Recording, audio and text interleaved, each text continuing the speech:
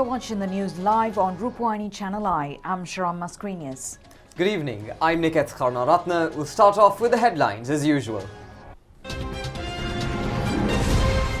Health divisions reiterate that the threat of Omicron variant could be prevented through full vaccination. Worldwide attention to protect from the new viral strain. The minister in charge guarantees that there is no power crisis in the country. A study by Moratwe University on the gas-related accidents. The national television receives many awards at the 2020 State Television Awards ceremony. Crucial talks between Iran and the US regarding re-establishment of the Iran nuclear agreement. On to the stories in detail now, starting off with local news. Administering of the booster vaccine on persons above the age of 20 years with low immunity and also on persons above the age of 60 years has continued in many districts today under the COVID inoculation program. Mobile vaccination programs have been conducted in the Piliyandala Medical Officer of Health Office Division today as well. Under the program, those above the age of 60 years who are unable to visit medical centres to get the vaccine were inoculated in their homes. So far, 30,214 persons have been inoculated under the COVID inoculation program. The number of those who have received the first dose is 15,927,537. The number of those who received both doses is 13,741,194. The booster vaccine has been delivered on 521,483 persons. 541 COVID-19 infected persons have been detected in the island today. 8,693 patients continue to receive treatment. 415 COVID-19 patients were cured today. The total number of cured patients is 540,040. The Director General of Health Services has confirmed 23 COVID-19 related deaths which have occurred yesterday. 19 of the fatalities were of the age of 60 or above. The remaining 4 victims were between the ages of 30 and 59 years. Director General of Health Services Dr. Hemant Herath urged the public to avoid crowds and congestion during the upcoming festive season in order to avert the spread of the virus. He further added that the coming days are crucial due to the prevailing situation in the country. With regards to the measures taken at the airport, we have already taken many steps to ensure that COVID-19 patients from overseas are not entering into the country. We cannot do any specific measures to stop the people infected with specific variant is coming because it is impossible or practically impossible to do a gene sequencing on all arriving passengers. Therefore, firstly, we have to make the restrictions on people traveling from the countries from which large number of cases reported. However, there are new variants or the new cases have been reported in many parts of the world, including countries from which large number of people are coming to Sri Lanka. So therefore, at the moment, according to the existing guidelines, anybody who is coming into the country should have a negative PCR test performed 72 hours prior to embarking into the airline, and they should be fully immunized. Then only they will be released from the airport. Otherwise, such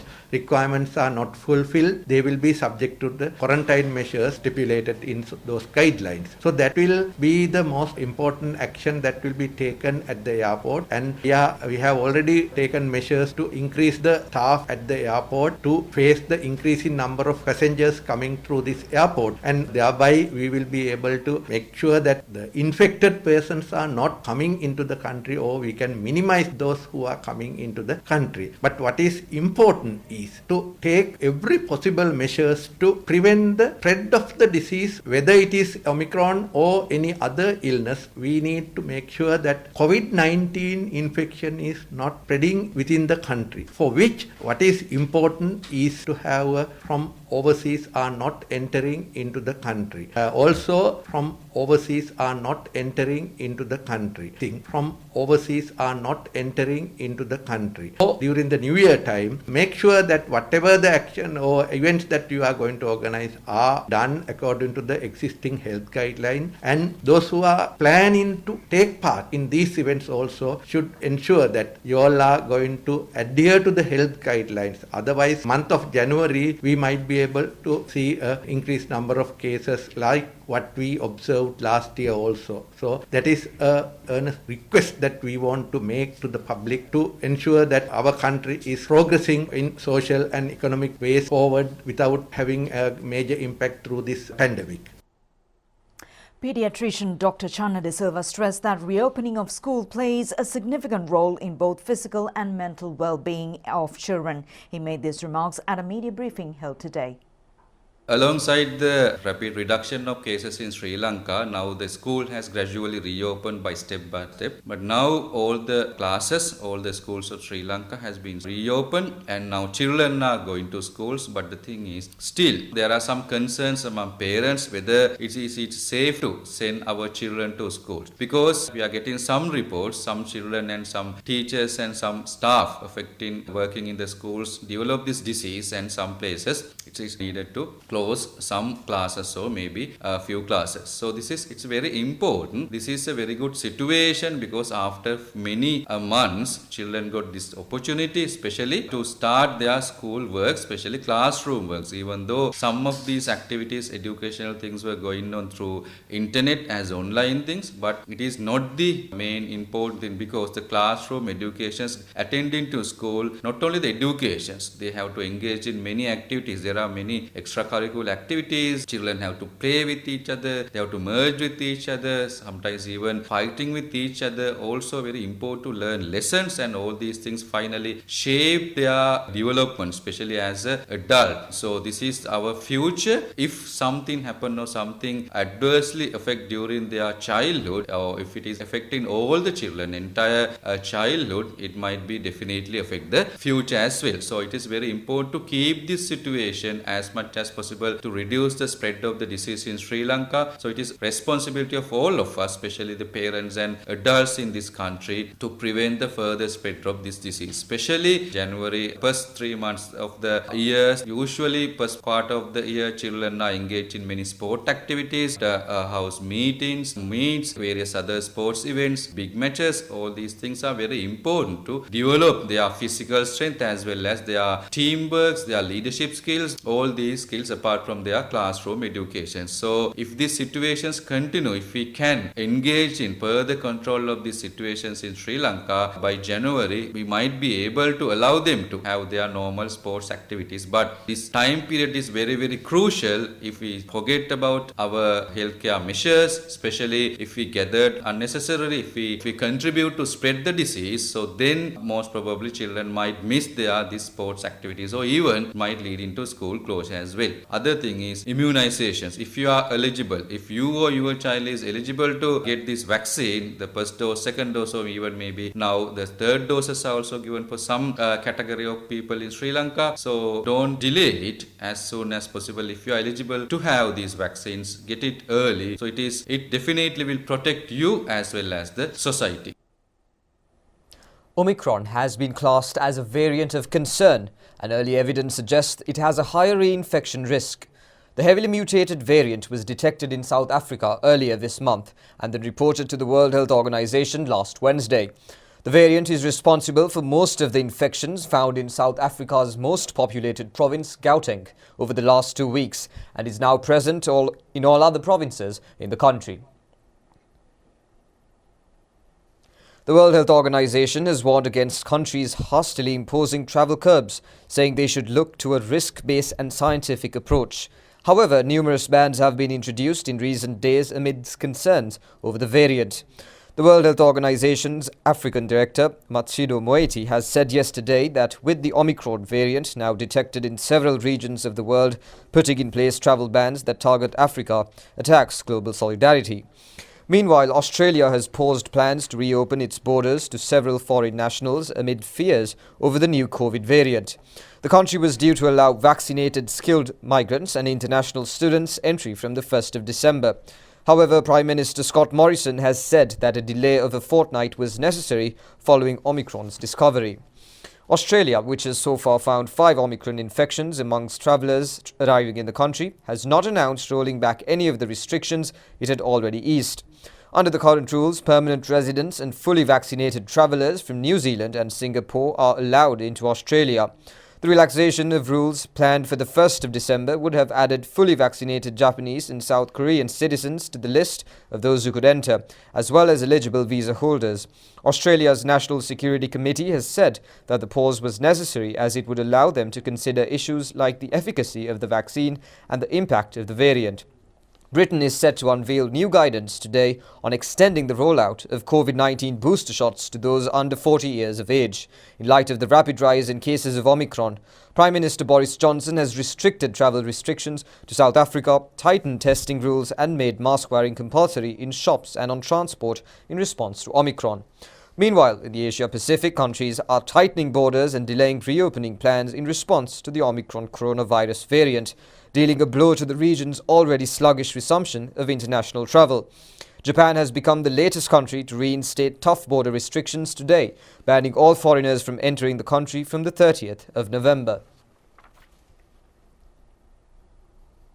In other international news, South Africa's president has condemned travel bans enacted against his country and its neighbours over the new coronavirus variant Omicron.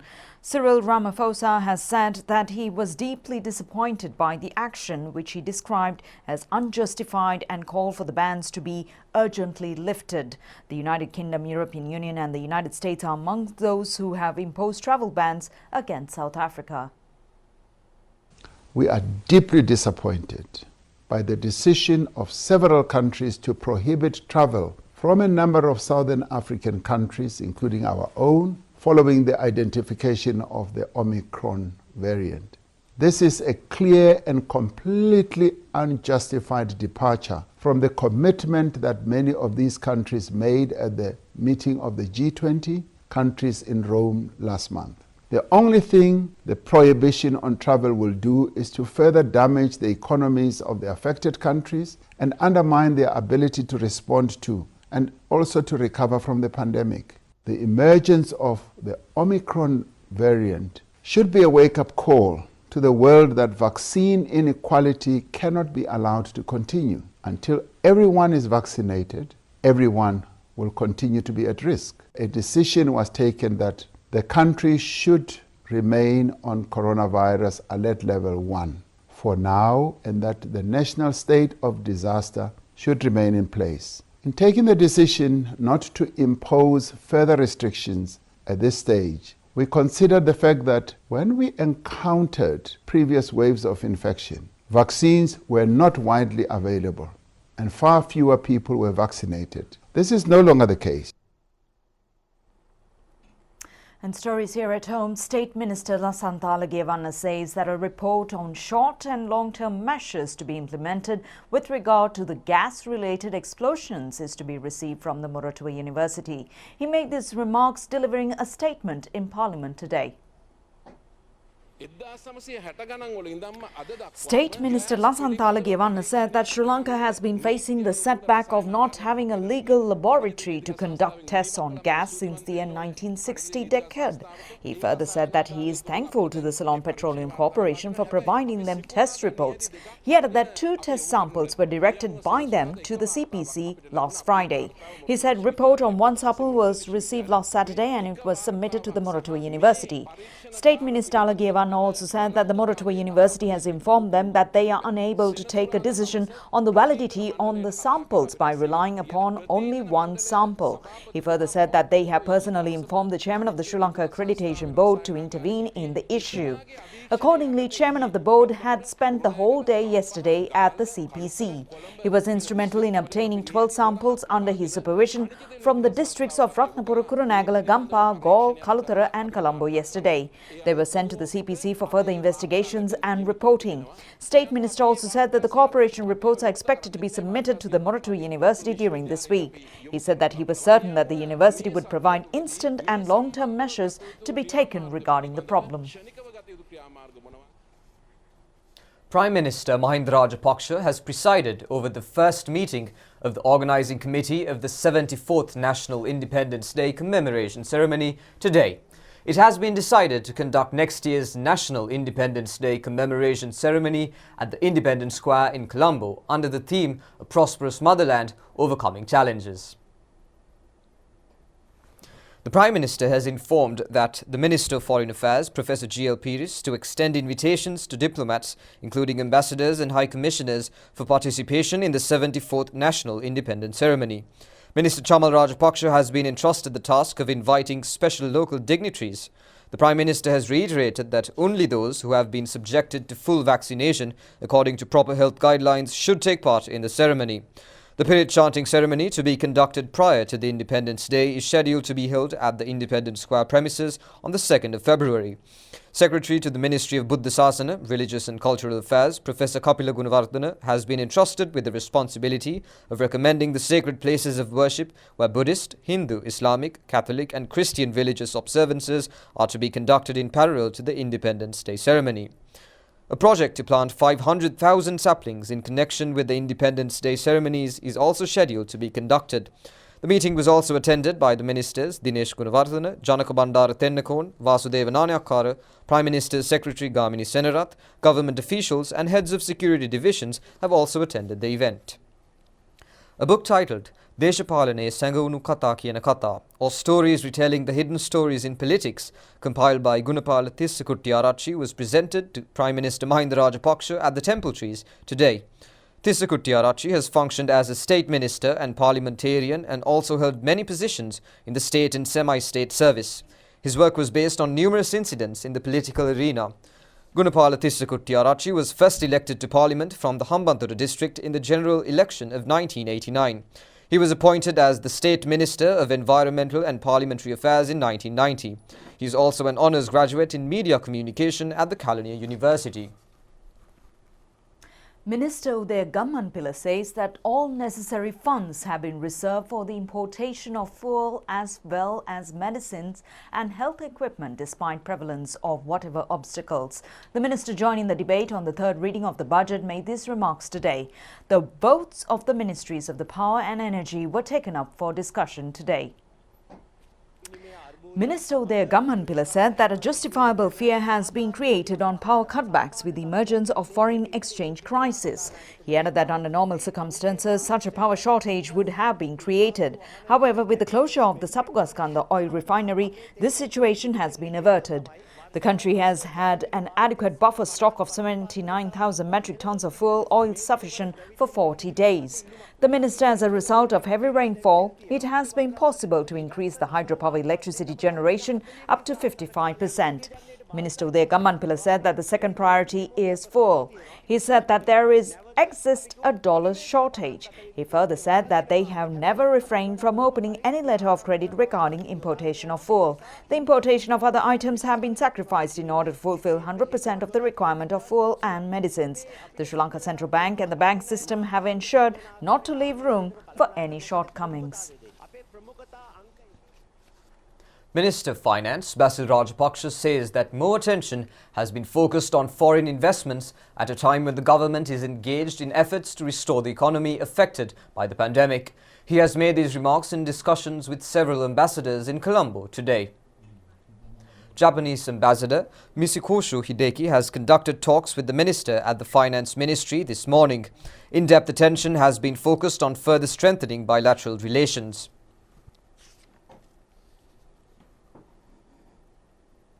Envoy of Thailand, Podchanpol, has also met Minister Basil Rajapaksa today. The minister has expressed appreciation on the cooperation extended by Thailand to Sri Lanka in facing the pandemic situation. Oman Ambassador Jumad Hamdan Hussein Al-Sheikhi, in his talks with the Finance Minister, has focused attention on new foreign investments.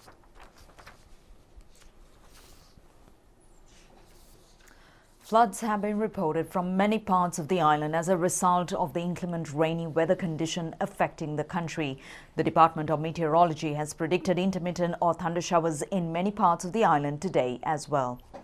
Principal of the Andadola Mahavidyalaya in Balapitiya, G.I. D'Souza, said steps have been taken to close down classrooms from grade 1 to grade 5 due to the several buildings of the school coming underwater. It was due to the blocking of the rainwater disposal drainage system in the school premises, which has inundated the buildings in the primary section. It has also been reported that more than 2,000 acres of paddy fields in the Madavachiya, Kabatigolava and Padaviya have been inundated. This was the result of the overflowing of reservoirs due to heavy rainfall. The overflowing of the Mahaveli River has paved the way for the inundation of entrance road leading to the historic Somavati sacred site. The 35th and 36th mile post of the roadway has come under 1.5 feet of water. Meanwhile, the National Building Research Organization says that general public should remain cautious on accidents caused due to earth slips. Many incidents of falling of earth mounds and rocks have been reported on the Allavallavaya main road. The falling of large rocks at the location between 12th and 13th kilometer posts in Randaniya has obstructed vehicle transport. Officials of the Vallavaya police station have taken measures to remove the obstructions. It requests motorists to dry the extreme caution. A house in Palolpitiya Gramaniladar division in Kamurupitiya Divisional Secretariat division in Matra was seriously damaged when a mountain of soil fell onto it dawn today. Our correspondents say that the water level in the Nilvala River has risen as well. The national television has bagged 34 awards at the 2020 State Television Awards ceremony, re-establishing its stamp of excellence. This was the highest number of awards received by a single channel in an awards ceremony. The event took place at the BMICH this evening. The award for the Best Musical Programme was secured by the Tone Poems programme directed by Ranga Premaratne of the National Television. The award for the Most Optimum Children's Programme was presented to Punchiape Lokya, created by Tusita Vidanapatirana. The Rata programme, directed by Viraj Dharmadasa, has received the award for the Best Magazine Programme of the year. The Pimbuna Gemba programme, created by Sanjay Gunaratne, was adjudged as the best live programme.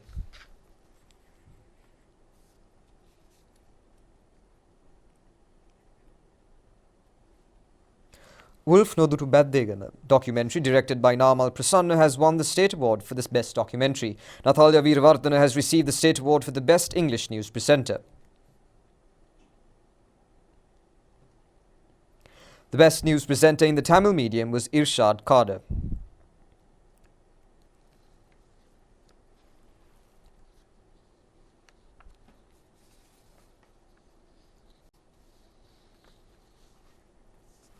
S. Shashikatant has received the award for the best Tamil medium music program. The Achal program, directed by Krishanti Gokula, has won the award for the Best Tamil Magazine program. The Best English Documentary Award was presented to Phase of the Ocean program, directed by Shama Yaqub. In addition, the National Television has won several special jury awards. The teledrama telecast over the National Television, Veeraya Gedaravit, has received the award for the Best Teledrama Camera Direction, Best Editing, Best Script Writing and Best Makeup Artist. The award for the Best Song Lyrics was presented to Idoravassa Teledrama.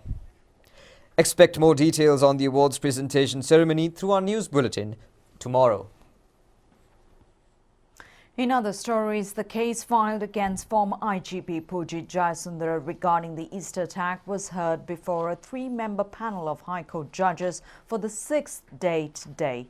The bench is comprised of judges Namal Balalla, Aditya Patapanige and Mohammad Irshadeen. IGP Chandana Vikramaratne has given evidence today under the direction of the Senior Deputy Solicitor General Dileep Peris, who is appearing on behalf of the plaintiff. The Deputy Solicitor General has inquired from him the duties entrusted upon the IGP pertaining to state security. IGP has responded saying that the head of the police post is a strong character bearing responsibilities on state security. He is a permanent member of the National Defence Council. The IGP has equal privileges as that of a member of the Security Council. It is the Department of Police headed by the IGP which is practically implementing the decisions in the field taken by the executive. Another responsibility of the IGP is to enlighten the head of state regarding information on state security and politics.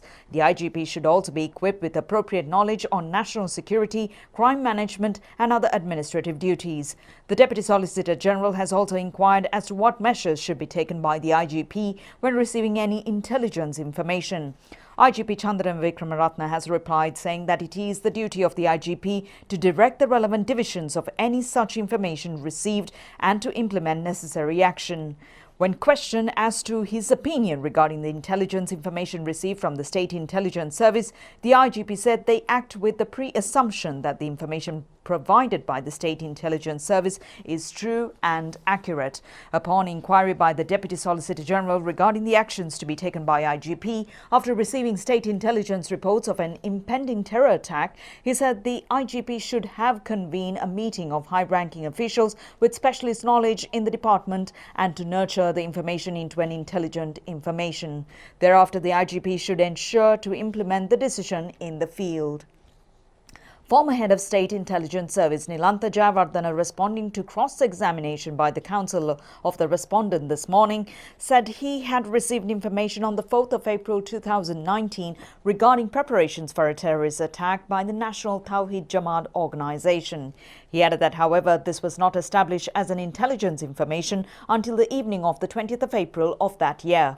He said that his efforts to inform the President on the information had ended in failure as he was unable to contact the President. The former intelligence chief also said that he had not conveyed the information to the Prime Minister, State Minister of Defence or to the opposition leader. He has also admitted that he had not handed this information to the IGP as an intelligent information until the 21st of April. Nilantha Jayawardena has added that, however, he had communicated with the IGP from time to time regarding a possible terror attack. Further hearings have been postponed till the 18th of January next year. Director General of Government Information Mohan Samranayake says that people's access to accurate information would pave the way for the creation of a just society. He has made these remarks participating in a workshop to train information officials in Colombo today.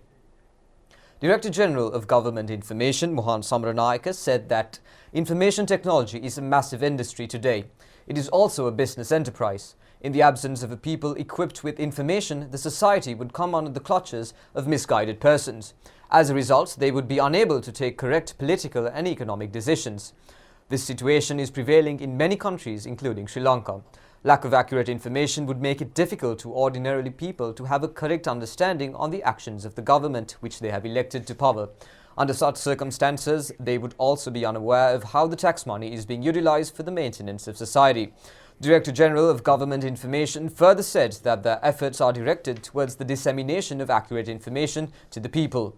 The legal mechanism to gain access to information would also strengthen the development process of the country, and political and economic conditions required to establish a fair and better society should be implemented in parallel to the program to educate the masses on the information accuracy. Foreign Minister Professor Jia Piri says that the President Gotabaya Rajapaksa is scheduled to leave for United Arab Emirates on the 4th of next month to address the inaugural session of the Indian Ocean Conference. Minister Professor Jia Piri said that 47 nations will gather in Emirat City in the United Arab Emirates to attend the Indian Ocean Conference. The President Gotabaya Rajapaksa's address is scheduled to be delivered on the 5th. The minister further said that the President is also expected to conduct talks with the head of state of Emirates, Prince Al Nahyan.